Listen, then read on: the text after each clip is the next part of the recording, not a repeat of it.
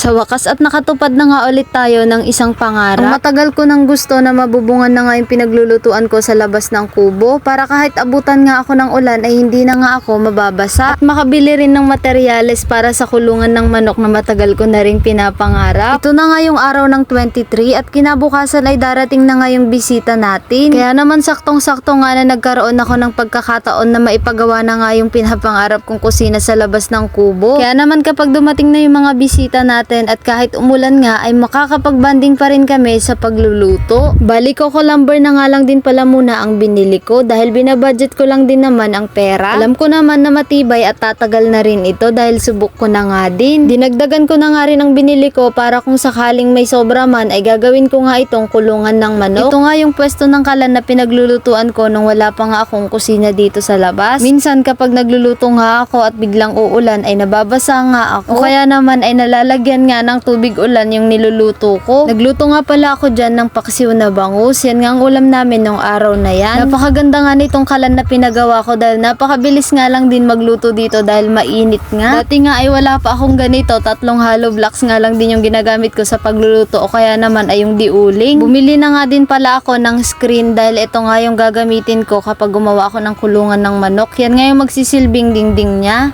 Bumili na rin pala ako ng ganitong net dahil mag-aalaga nga rin ako ng mga pato o bibe sa bukid. At syempre bumili na rin ako ng ibububong natin sa kusina na gagawin. Bali ang napili ko nga palang ibubong doon ay nipa o pawid kung tawagin dito sa amin. Maganda nga ito, ganito lang din yung bubong ng kubo natin. Kaya kahit matindi ang sikat ng araw ay malamig lang din sa loob. Dahil kakilala ko nga lang rin yung may-ari ng negosyo na to dito sa kabilang bayan kaya dito na nga rin ako bumili. Kaya sa mga taga-Aurora o taga-Dipakulaw na naghahanap ng mabibilihan ng nipa, puntahan o hanapin nyo lang po ang pangalang Lily o Rogelio Pasis Molina dito sa Barangay Lipit, Purok 2 dito sa bayan ng Dipakulaw. Meron po silang iba't ibang produkto din dito na pwede nyong mabili lalo na sa mga nagpapagawa ng bahay o nagpapagawa ng kubo. Bukod sa nipa o pawid ay meron din po silang sawali na pwedeng pangdingding. Kaya kung gusto nyong maging presko ang bahay o kubo nyo at kung naghahanap kayo ng nipa o sawali ay meron lang po dito. Welcome na welcome po kayo sa kanila. Kumuha na nga rin ako ng walis dahil ibibigay ko nga ito sa bisita natin para naman pag uwi nila ay may pasalubong nga sila. Pag nga naghahanap kayo ng mabibilihan ng walis tingting ay meron lang din po dito sa kanila.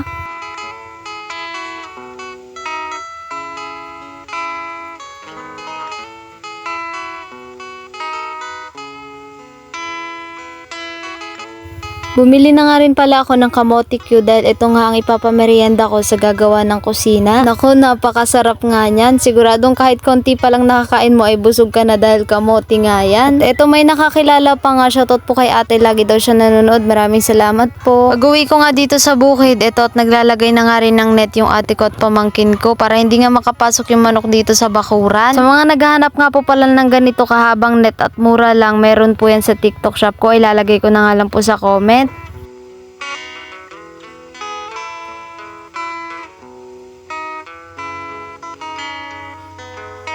Kinahaponan, pinuntahan naman namin at nilinis namin yung mga flowing na malapit dito sa amin. Dito ko nga idadala yung mga bisita natin dahil ang sabi ay gusto raw nila rin maranasan maligo sa ganitong tubig. Medyo matataas na rin kasi yung mga damo dito pero pag bagong tanim nga sa palayan ay malinis dito at ginagrass cutter nga nila ito. Pero syempre malapit nang dumating yung bisita natin kaya kami na nga ang naglinis. Sayang nga lang dahil itong flowing na nagtitrending sa vlog ko ay nataon nga na mahina ang buga ng tubig ngayon dahil tag-araw na nga dito. Pinuntahan na rin namin yung isa pang flowing dito. Itong flowing na to ay malakas ang buga ng tubig dahil siguro hindi siya gaanong tutok sa araw. At nilinis na nga rin namin ang palibot nito dahil may kadamuhan na nga din. At bigla nga ako nalungkot dito nung nakita ko na maraming kalat dito na naiwan. Ang ganito talagang mga kalat, plastik o palamuti ay malakas makasira ng kalikasan. Kaya naman sana ang kalikasan natin ay aalagaan natin. At papanatilihin nating malinis. Kapag nga nakita nating may kalat, kaunti man ito, marami ay linisin na natin. Dahil pag dumami na nga ito nung dumami, mas mahirap na itong linisin. Sabi ko nga, napakaswerte at napaka-bless nating mga taga-probinsya dahil meron tayong malinis at libreng tubig. Hindi na natin kailangan pang magbayad. Ang kailangan lang natin gawin ay alagaan at panatilihing malinis.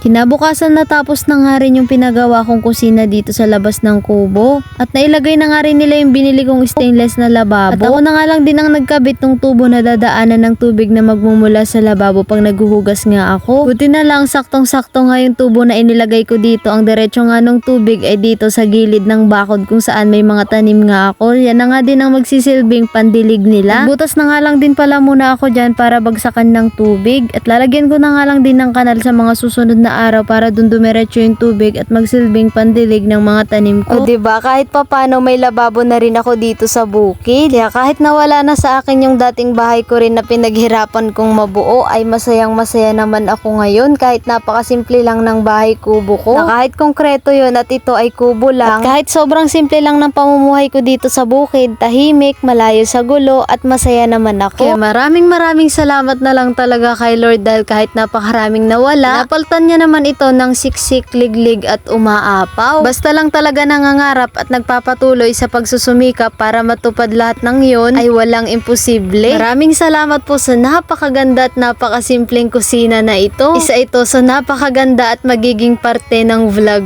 ko. Isa sa pinakamasarap sa pakiramdam at hindi maipaliwanag na saya kapag nakakatupad tayo kahit napakasimpleng pangarap lang nito. Salamat sa napakasimpleng lababo na ito na hindi na tayo mahirapan pang maghuhugas pa at hindi na natin kailangan pang yumuko dahil hindi na tayo maghuhugas sa lapag. Hindi pa dito nagtatapos dahil marami pa tayong tutuparin. Kaya hanggang sa susunod na video ulit, maraming salamat po sa panonood.